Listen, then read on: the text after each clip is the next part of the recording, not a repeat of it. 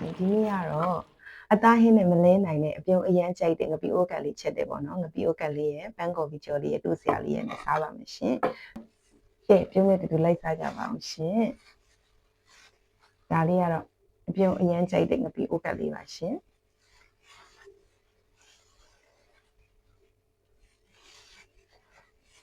ကြပါအောင်ရှင်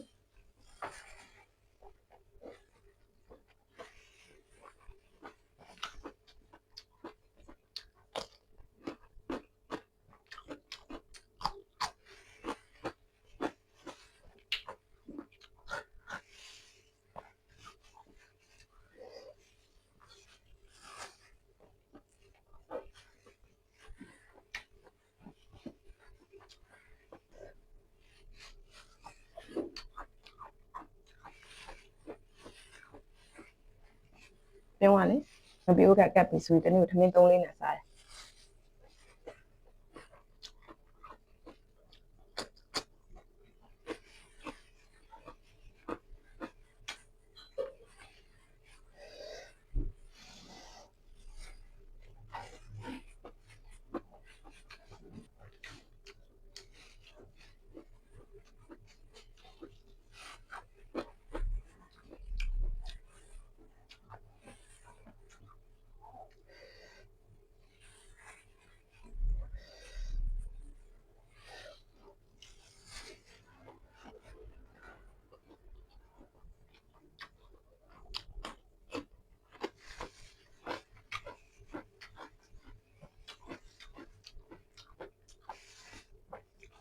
အပြုံးတော့ကလေ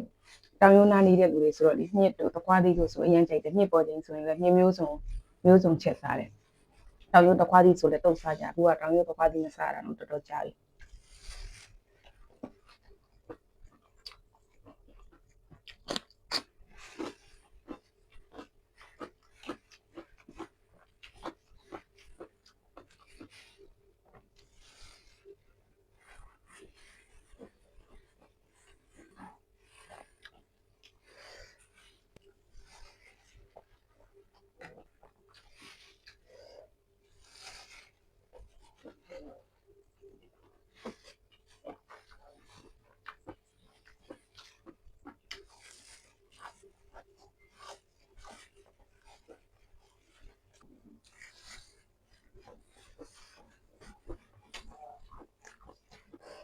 ပြောမှာဆိုလေ